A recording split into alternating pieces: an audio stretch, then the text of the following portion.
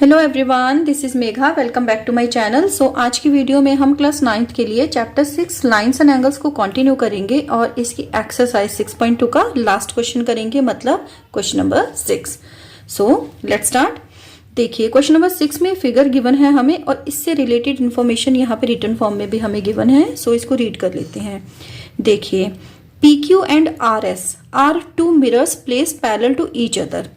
PQ RS ये दोनों plane mirror हैं जो कि एक दूसरे के पैरेलल प्लेस किए गए हैं, रखे गए हैं। आगे रीड करते हैं। An incident ray AB strike the mirror PQ at B, the reflected ray moves along the path BC and strike the mirror RS at C and again reflected back along CD। देखिए क्या मतलब है इस lines का। देखिए एक रे आती है, मतलब जो रे आएगी उसे हम कहते हैं इंसिडेंट रे, ठीक है, और जो जाती है उसे हम कहते हैं रिफ्लेक्टेड रे। तो एक इंसिडेंट रे आती है AB जिसका नाम है, और वो क्या करती है PQ मिरर को पॉइंट B पे स्ट्राइक करती है, मतलब वहां पे उसे आके मिलती है।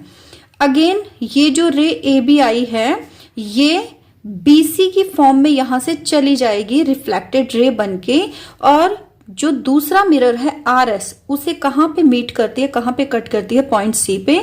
और ये जो रे अब यहां पे पहुंची थी ये अगेन यहां से जाएगी CD बनकर, ये यहां से चली जाती है रिफ्लेक्टेड रे CD बनके, ठीक है। आगे देखिए प्रूफ करना है हमें that AB parallel to CD। ये रहा AB, ये रहा CD। AB है आपकी इंसिडेंट रे, CD है आपकी रिफ्लेक्टेड रे। हमें बताना है कि ये दोनों रे, मतलब ये दोनों लाइंस एक दूसरे के क्या हैं, पैरेलल हैं, ठीक है। तो इसे सॉल्व करते हैं। ओके देखिए जो फिगर गिवन था हमें क्वेश्चन में वो मैंने यहाँ पे नोट कर लिया है, ठीक है।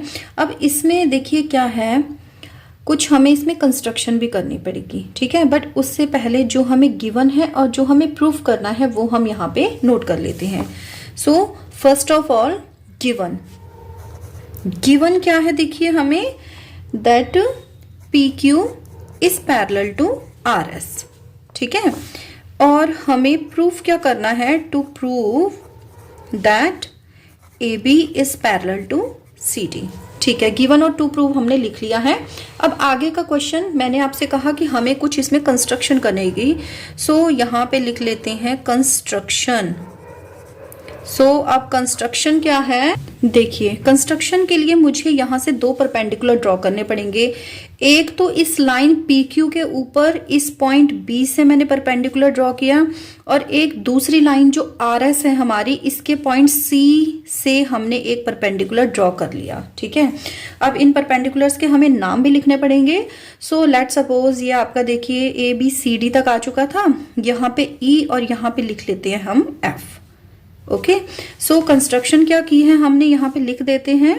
एक तो है हमारी, हमें क्या क्या यहाँ पे ड्रॉ किया है, देखिए एक तो BE परपेंडिकुलर ड्रॉ किया है लाइन PQ पर, BE which is perpendicular on line PQ, and दूसरा हमने परपेंडिकुलर ड्रॉ किया है CF which is perpendicular on, कौन सी है ये देखिए RS, ठीक है। अब देखिए हमारे यहाँ पे चार एंगल्स बन चुके हैं, इनके हम नाम लिख लेते हैं। एक ये वाला 1 हो गया, ये हो गया 2, ये हो गया 3, और ये वाला एंगल इसे नाम देते हैं 4, ठीक है। अब देखिए एक होता है लॉ ऑफ रिफ्लेक्शन, जो आपकी इंसिडेंट रे और रिफ्लेक्टेड रे होती हैं, इसके लिए फिजिक्स में एक लॉ होता है जिसे हम कहते हैं लॉ ऑफ रिफ्लेक्शन। उसके अकॉर्डिंग देखिए क्या होता है, जो इंसिडेंट रे होती है और जो रिफ्लेक्टेड रे होती है ये क्या करती हैं, इक्वल एंगल बनाती हैं अगर हम यहाँ पे एक परपेंडिकुलर ड्रॉ करते हैं।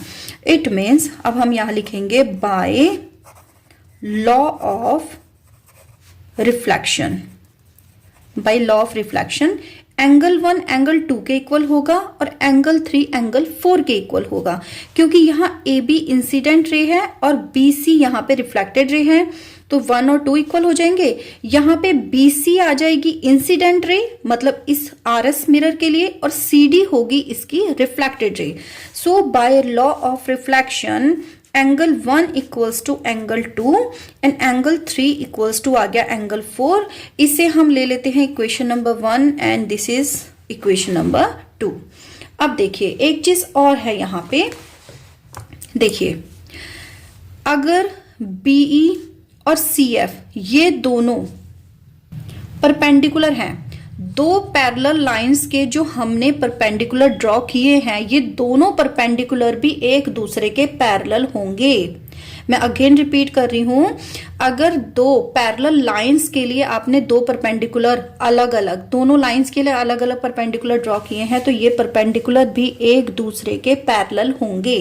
अब देखिए अगर BE एक लाइन है, CF दूसरी लाइन है और ये दोनों एक दूसरे के पैरेलल हैं, और ये जो BC लाइन है ये एज अ ट्रांसवर्सल एक्ट करती है, तो इसमें क्या होता है, ये एंगल और ये एंगल जिन्हें हम कहते हैं अल्टरनेट इंटीरियर एंगल, ये दोनों क्या होंगे, एक दूसरे के इक्वल होंगे। सो इसके हिसाब से जो हमारा एंगल 2 है और एंगल 3 है, ये दोनों क्या हो जाएंगे, इक्वल हो जाएंगे। तो हम यहां पे लिखेंगे now angle 2 equals to angle 3, और इसका रीजन क्या है, ऑल्टरनेट इंटीरियर एंगल्स। ओके, अब देखिए हमने यहां पे इक्वेशन 1 और 2 क्या लिखी थी, 1 इक्वल्स टू 2 है और 3 इक्वल्स टू 4 है। अब यहां हमने ऑल्टरनेट इंटीरियर एंगल की प्रॉपर्टी यूज करके हमने बता दिया कि ये दोनों 2 और 3 भी क्या है, इक्वल हैं। सो बाय इक्वेशन 1 एंड 2 क्या आ जाएगा, एंगल 1, सो इन दोनों इक्वेशन से क्या आ जाएगा, देखिए एंगल 1 इक्वल्स टू एंगल 2 हमने पहले ही दिखाया था, यहां हमने क्या दिखाया, एंगल 2 एंगल 3 के इक्वल है, ठीक है। और इधर से देखिए एंगल 3 किसके इक्वल हो जाएगा, एंगल 4 के। इट मीन्स हमारे ये जो एंगल है, एंगल 1 2 3 4, ये सब क्या है, एक दूसरे के इक्वल हैं, ठीक है। इक्वल होने का मतलब ये हो गया कि अगर मैं इन दोनों को ऐड करूं 1 और 2 को, तो इसकी जो वैल्यू आएगी वो 3 और 4 को ऐड करने पे इक्वल ही आएगी, मतलब 1 + 2 equals to 3 + 4। So angle 1 + 2 equals to angle 3 + 4। अब मैंने ऐसा क्यों लिखा, ये मैंने इसलिए लिखा है कि 1 और 2 को मिला के एंगल क्या बन जाएगा, ABC, और 3 और 4 को मिला के एंगल बन जाएगा BCD। ABC equals to BCD, ABC it means ये आपका कौन सा वाला एंगल बन गया, ये कंप्लीट, ठीक है। और इधर से BCD यानी कि ये वाला कंप्लीट एंगल बन गया। देखिए अब सेम ये चीज यहां पे आ जाएगी। अब एक लाइन हो गई AB, दूसरी हो गई CD, इन दोनों को अगर हमें पैरेलल दिखाना है तो हमें क्या करना पड़ेगा, ये जो एंगल बने हैं ऑल्टरनेट इंटीरियर एंगल, इन्हें हमें इक्वल दिखाना पड़ेगा, ठीक है। तो हमने यही तो किया है, हमने क्या दिखा दिया है कि ये दोनों एंगल इक्वल है। अब अगर ये दोनों एंगल इक्वल है मतलब ये दोनों ऑल्टरनेट इंटीरियर एंगल तब बनेंगे जब जिन दो लाइंस के बीच में ये दोनों बन रहे हैं वो दोनों क्या होंगे, पैरेलल होंगे, ठीक है। सो यहां पे हम लिखेंगे दैट इज, ये दोनों क्या हैं, alternate interior angles are equal. और इससे क्या हो गया, हमने क्या प्रूफ कर दिया, so AB is parallel to CD। देखिए इन क्वेश्चंस को सॉल्व करने में जितने भी इनके मेन पॉइंट्स होते हैं, जो इनमें थ्योरम्स यूज होती हैं, वो आपको बिल्कुल अच्छे से माइंड में सेट होनी चाहिए, तभी आप इसको सॉल्व कर सकते हैं। अदरवाइज आपको समझ ही नहीं आएगा कि क्वेश्चन कहाँ से स्टार्ट करें कहाँ पे एंड करें, ठीक है। इन क्वेश्चंस को थोड़ा सा मतलब ध्यान से सॉल्व करना पड़ता है। सो ये आपका हो गया इस चैप्टर का, इस एक्सरसाइज का ये लास्ट क्वेश्चन। नेक्स्ट वीडियो में हम नेक्स्ट एक न्यू चैप्टर स्टार्ट करेंगे। So stay connected for next video. Till then take care.